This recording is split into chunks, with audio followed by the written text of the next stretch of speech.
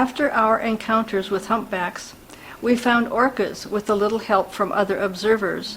The group of 6 orcas, 4 females, 1 baby, and 1 male, was resident pod A42.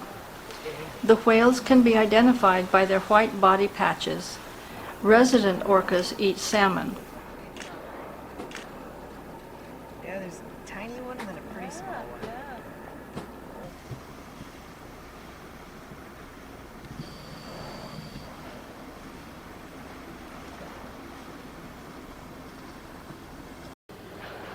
Oh, I could see the one white spot on one of them.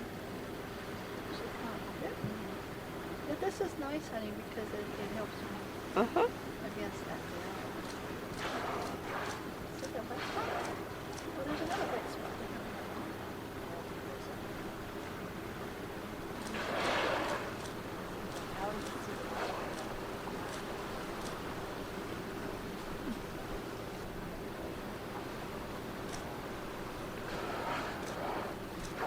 Yeah, I thought everybody's white spot except for the little guy in the middle.